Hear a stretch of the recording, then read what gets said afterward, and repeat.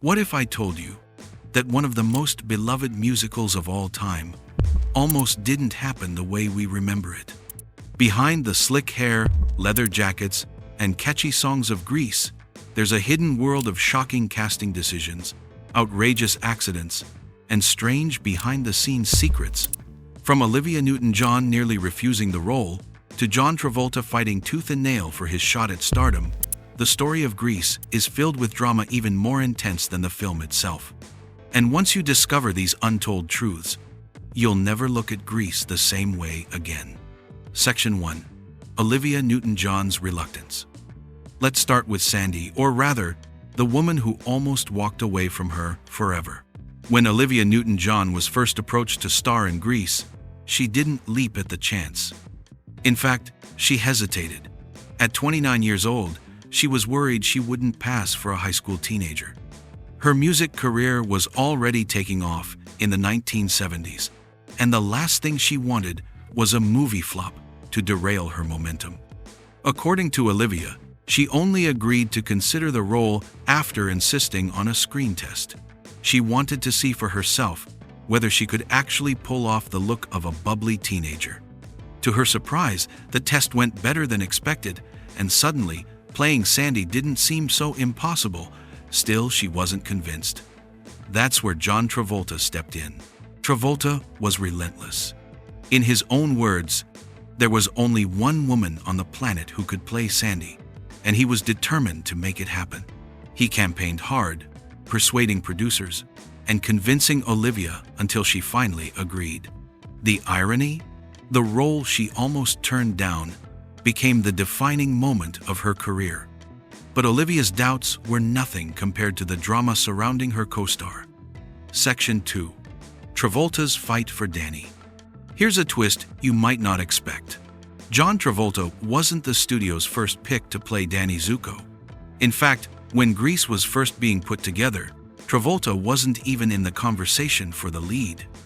He had played a smaller role in the stage production years earlier, and back then, his character was just one of the side greasers.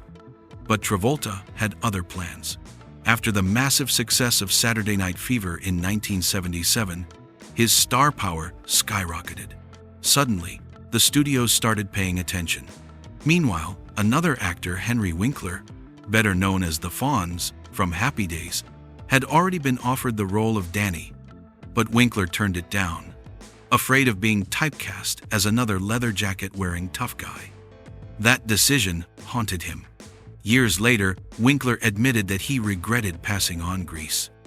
As he put it, Travolta walked away from the set with a plane, while he walked away with just a glass of orange juice. Travolta, meanwhile, was laser-focused.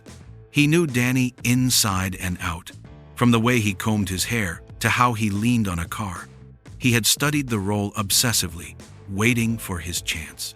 When Winkler bowed out, Travolta swooped in, and with that, Danny Zuko was his. But while Travolta looked the part of a teenage heartthrob, the rest of the cast didn't exactly scream high school. Section 3. Too old for high school. One of the strangest aspects of Grease is how hilariously mismatched the cast's ages were to their characters. John Travolta was 23 when filming began, already well past his teenage years. But he wasn't even the oldest. Michael Tucci, who played Sonny, was in his 30s. And Olivia, of course, was pushing 30 when she played sweet, innocent Sandy. Critics noticed. They mocked the casting choices, calling it absurd for grown adults to be playing high school students. But the creative team didn't care. Casting director Joel Thurm defended the decision, saying that Grease was never meant to be a documentary. It was a fantasy. He argued that the audience wasn't looking for realism, they were looking for fun, and fun is exactly what they got. Despite the criticism, the movie became a smash hit, proving that audiences didn't mind if their teenagers had a few wrinkles. Still, the casting drama didn't end there. Section 4. The Fonz's big mistake. Henry Winkler's decision to turn down the role of Danny became one of the most talked about what-ifs in Hollywood history. At the time, Winkler was a household name, thanks to Happy Days.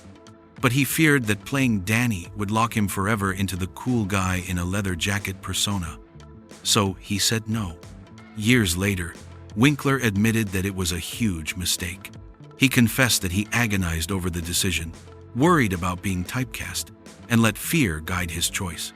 After the fact, he realized that reinvention is always possible.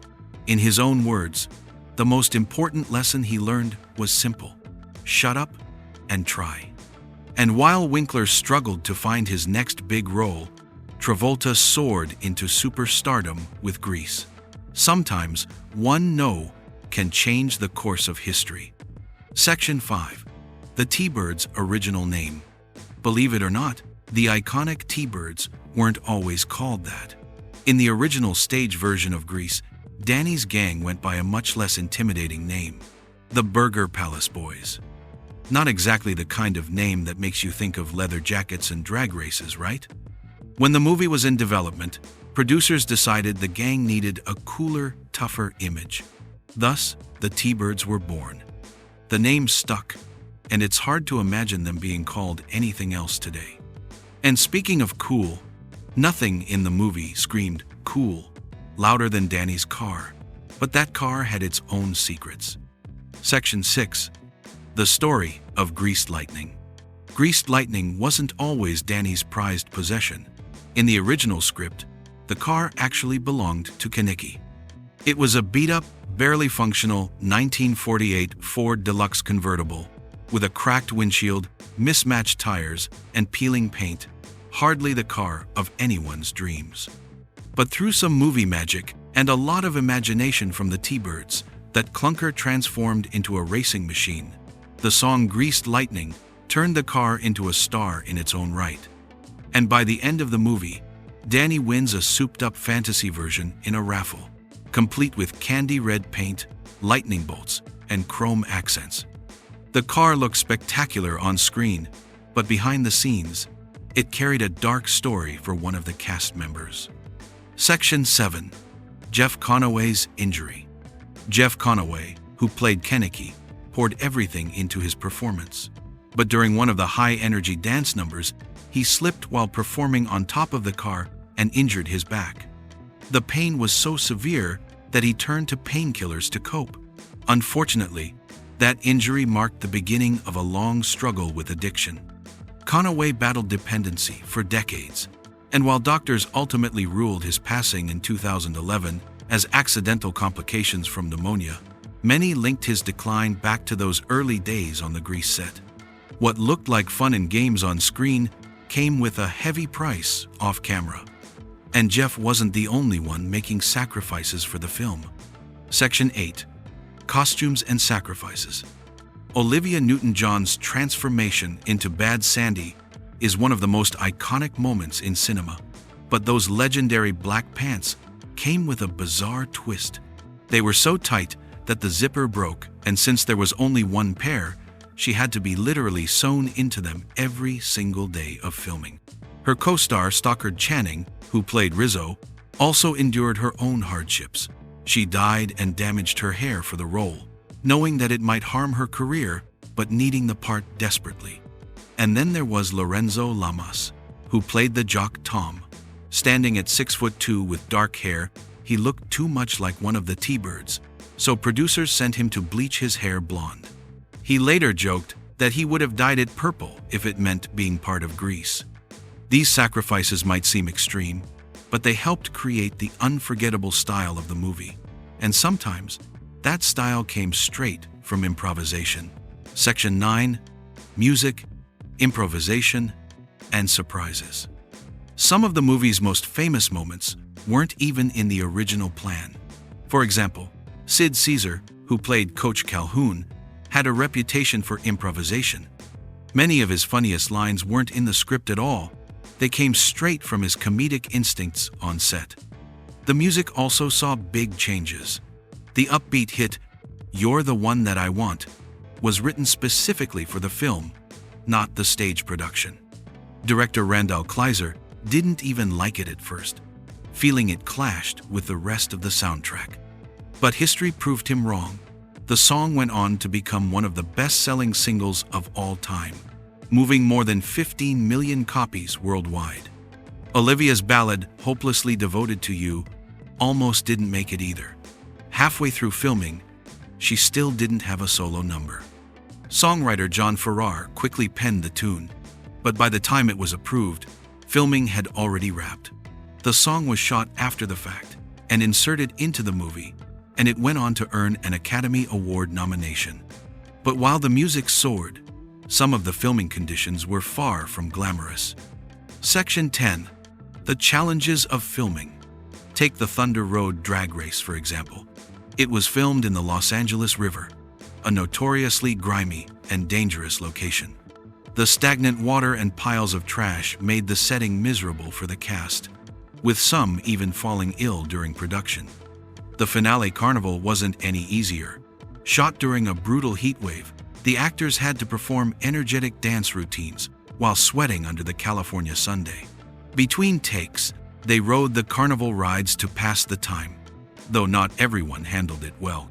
Barry Pearl, who played Duty, recalled begging the ride operator to stop while everyone else thought he was having the time of his life. And for that final magical touch, the production team didn't rely on special effects. Those pink clouds in the sky? They were made from dyed cotton, pinned into place to give the scene its dreamy, otherworldly glow. Conclusion. Looking back, it's almost unbelievable that a film with so many obstacles, reluctant stars, injuries, costume disasters, and dangerous filming conditions became one of the most beloved musicals in history. But maybe that's exactly what makes Grease so special. It wasn't just polished Hollywood magic. It was chaos, risk, and creativity, all colliding into something unforgettable. From Olivia Newton-John's doubts to John Travolta's determination, from the improvised jokes to the sewn-in pants, every struggle added to the legend. And more than 40 years later, Grease still has us singing, dancing, and wondering about the stories behind the smiles. So the next time you watch Danny and Sandy drive off into the sky, remember, the real story of Grease might just be even wilder than the movie itself.